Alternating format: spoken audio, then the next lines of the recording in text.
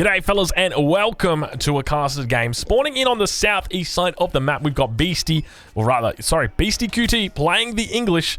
Sorry about that one. And his opponent up towards the north side of the map, we've got Casper playing the Mongols in the color red.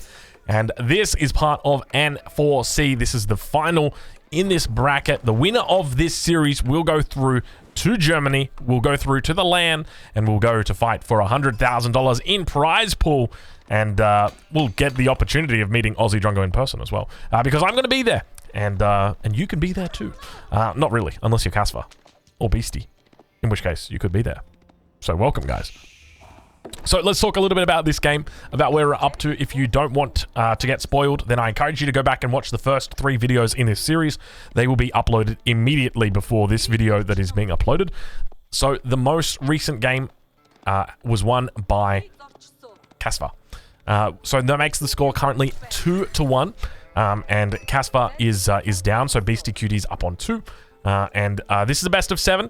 So keep that in mind, that it is about if Beastie wins this game, he will be on match point. But Beastie is definitely in his comfort zone. He's playing up against the Mongols, and you guys know exactly how much Beastie loves the Mongols. Look at that beautiful timing there on that house, managing to get that house right down or right up before the villager manages to come out. And now going to be moving over towards that gold mine and looking to begin doing gold mine sorts of things.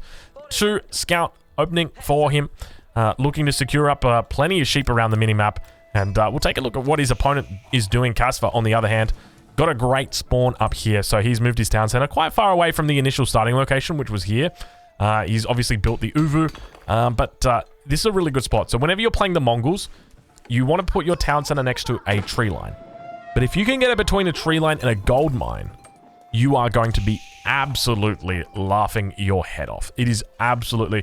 This is amazing. This is really, really good. And it means that Casper is able to get up, and you can see how much gold he's collecting. He's actually up almost to 200 gold already, just simply because he can. Why the heck? Why wouldn't you? When your gold mine is that damn close to your town center.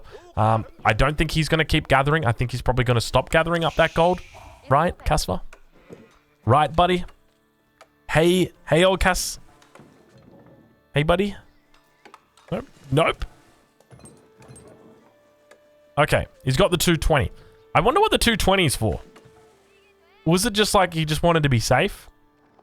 Was he just scared he was going to get town center rushed? Do you guys remember the town center rush? There was a guy called Top Khan, and he used to town center rush everybody. Good times. Good times. Casper with the double scout opening as well. 220 on the gold mine. And we'll check back in with Beastie, see how he's doing. It looks like he's going to be going for that council hall, opening us up nice and standard. No Abbey of the Kings shenanigans today. In fact, have we ever seen the Abbey of the Kings? I think I've played against it once, but I don't think I've ever seen it in a game. Yes, this is... You might be wondering in the top right-hand corner, why haven't I included the score? I'll be honest with you, I am not going to be changing around my graphics. I can't be bothered to change them around because I can update you guys at the start of every video, let you know, and ideally I don't want you to come into a video that you're just clicking and be like, Beastie QT 3-1, what does that mean? Oh, it's a game. Oh, okay, Beastie's 3-1 in the series already. Oh, I'm not going to go watch the first 4 games, then I already know what the score is. I don't want to spoil you like that. That was a good answer. Speaking of good answers, take a look at this. Beastie QT already moving out with a villager. What are his plans out here? Look at this outpost. Outpost coming down on the Uvu here as well. So he is looking to be a little bit more defensive, but I like the fact that he knows his Uvu's far away from his starting town center, so he's got to get that outpost up on it, get it nice and defensive. Beastie going to spot that one out. Look at this outpost coming down here from Beastie. This is nice. I like this positioning. Very, very smart. Can you get a more beautiful outpost than that? I don't think so. I think that's a pretty damn good outpost. That is very nice. I'm curious to see how Casper's going to be going up against this. I suspect Casper's probably going to be going for a double archery range opening. So probably 1 archery range here, 1 archery range out here. And look to try and take advantage of that Uvu. We'll check in with Beastie. We'll see where he's at. 3 longbows coming out. Doesn't look like he's going to be moving towards a barracks at any point in the early game. I suspect he's going to be staying on that. He'll be keeping a look out for any potential stable. At this point in time, it looks like he's just going to continue doing his thing. Casper now reaching the feudal age. And plenty of villagers on wood, so indeed it looks like there's going to be archery ranges that come out. We'll see exactly what he does. He's got 220. There's the first archery range. So instead of looking to build the archery range here and then move it out, he's just going to bring the villager out. It's much faster for him to do that because he's got the deer stones. Double scouts up towards the north, coming out with a few of these longbows. Now keep in mind, while having the outpost up here is very cool, and it looks cool, and I like it a lot, and it's very cool. Did I mention how cool it was? It's very difficult to get to. So the problem is, if BC's like down here fighting with his opponent, and he heads back towards this outpost, he's going to have to walk up the long way to get there. So his opponent's going to have all of this area here to be able to fire at him. So that's one thing to note. But in addition to that, obviously this outpost is going to be providing that network of castles bonus. And yeah, really, at this point in time, BC just committing to only longbow. So a pretty standard sort of English opening, I would say, at this point. It kind of looks like a multiplayer opening, not a multiplayer opening. Beastie now going for a second outpost. He is actually going... I feel like this is a little bit cheesy. But you know what? I respect it. It's against the Mongols, and anything against the Mongols is a double out... double stable. I didn't expect this. He's got a double stable coming out. Interestingly, no units coming out of it just yet. Got to be very careful. You can see that outpost is managing to keep that villager nice and safe in there for the moment. But Beastie's going to be reacting to this back on in the home base. At least he should be immediately with a barracks. You would expect that there is going to be an immediate barracks coming down here.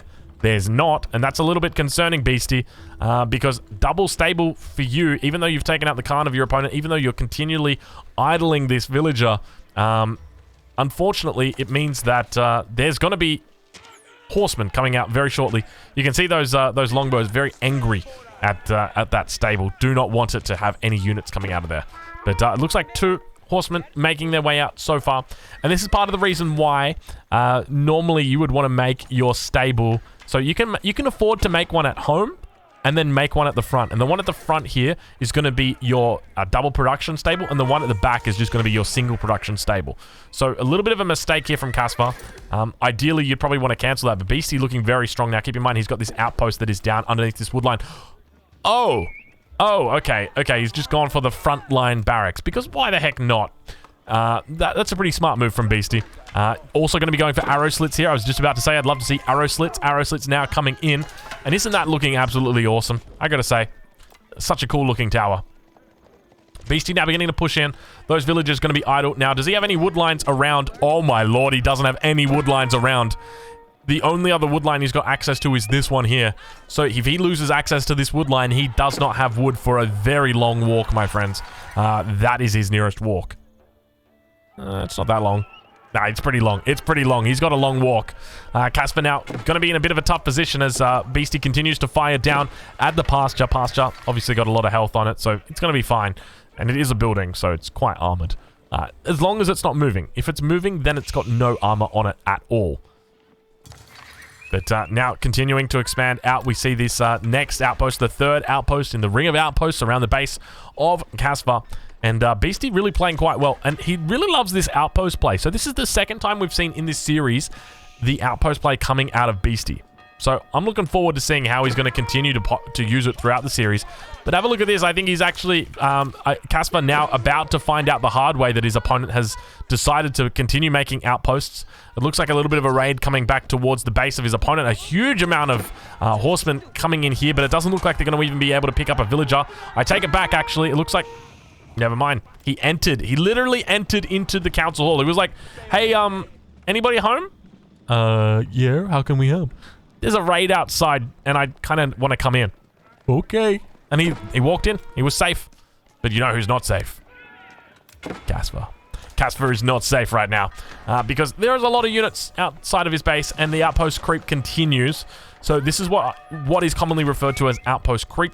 You're creeping up with your outposts slowly but steadily, and it's getting to the point now where Casper's got almost no room in his base left that is safe. So towards the front, he's got these sheep carcasses, but he's not going to be able to use them for much longer because this outpost is going to get up. It's going to get arrow slits researched on it, and it's going to mean that he's able to fire down at these units very, very safely. So we've now got arrow slits coming up, and Beastie just having an absolutely fine time here, having a great time. And slowly but steadily choking out his opponent. Next outpost will probably come down. Yep, well, there it goes, right on that tree. I probably would have, like, maybe gone for about here, but that's perfect as well. Right in between the two outposts that already exist for him, or for his opponent, rather. And you can see this villager yet to even take a shot yet, so Beastie very, very cautious and careful with it. And back towards the base of Beastie, Casva continues to raid, continues to hover, and the reason why is he knows that there's not a lot he can do at this front. Sure, there's spears, and sure, there's not a lot of them, but when the longbows go inside the outpost, you can't stab them anymore. And then it's only spears that you're fighting. And then as soon as you run away, the longbows are going to pop out. They're going to be like, what up, motherfucker? And then they're going to fire off their arrows. But speaking of firing off their arrows, Town Center getting a little bit mad. It looks like one villager did unfortunately go down. No, John the wood chopper. You can see, like, the way that he died was very, very dramatic. But speaking of dramatic, it looks like the villagers now need to get back inside that town center. Run back in. Oh, no, those are longbows. Those longbows look very similar to villagers. Look at all the fucking horsemen that go down, dude. Holy shit. It's a fun... Why does love always feel like a battlefield? Battlefield. Like, it's terrible. It is just... there are so many dead horsemen here, man. It's like... that is so sad.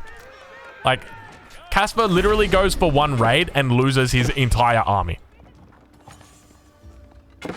I'm not gonna say it, but, like, can we... That English TC, can we just, like... Can we just make sure that we stand back from that TC, please?